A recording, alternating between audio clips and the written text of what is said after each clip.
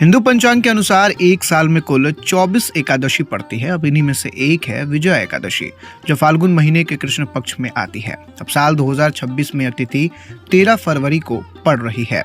अब यानी कि 13 फरवरी को विजया एकादशी का व्रत रखा जाएगा। अब धार्मिक मान्यता है कि अब इस दिन सच्चे मन से भगवान विष्णु की पूजा करने और उनके नाम का उपवास रखने से जीवन की बाधाएं दूर होती हैं और हर कार्य में सफलता मिलती है। तो आइए आपको आज के इस वीडियो में हम बताते हैं कि आखिर विजया एकादशी क्यों मनाते हैं और व्रत कथा क्या है।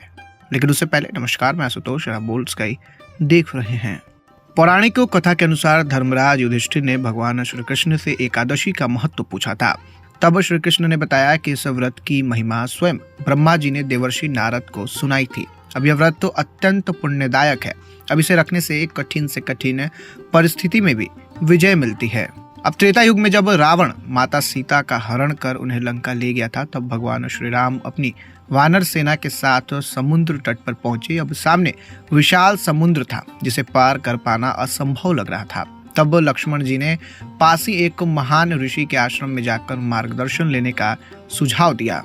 अब ऋषि ने भगवान श्री राम को फाल्गुन कृष्ण पक्ष की विजया एकादशी का व्रत करने की सलाह दी। अब उन्होंने बताया कि इस व्रत के प्रभाव से हर कठिनाई दूर हो सकती है। ऋषि के कहे अनुसार श्री राम ने अपनी सेना के साथ पूरी श्रद्धा और विधि विधान से यह व्रत किया। व्रत के पुण्य प्रभाव से समुद्र पार करने का मार्ग प्रशस्त हुआ और अंत में उन्होंने रावण पर विजय प्राप्त कर माता सीता को वापस पाया। अब इसी कारण इसे विजया एकादशी भी कहा जाता है। वहीं आपको बताते चले कि विजया एकादशी हिंदू पंचांग की महत्वपूर्ण तिथियों में से एक होता है। धार्मिक मान्यता के अनुसार इस दिन का व्रत रखने से मन, वचन और काया से किए गए पापों का नाश होता है और आध्यात्मिक उन्नति प्राप्त होती है। साथ ही यह व्रत सफलता, समृद्धि और सौभाग्य दिलाने वाला भी माना गया है। कहा जाता है कि इस दिन भगवान विष्णु के भक्तों को विशेष आशीर्वाद और संकटों से मुक्ति मिलती है। लोग इस दिन पूजा, जप और उपवास करते हैं और मंदिरों में जाकर भगवान विष्णु की कथा सुनते हैं।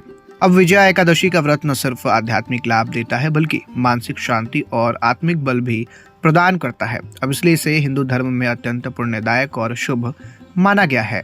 तो दोस्तों, फिलहाल इस वीडियो में इतना ही। आपको ये जानकारी कैसी लगी हमें कमेंट में लिखकर जरूर बताइएगा।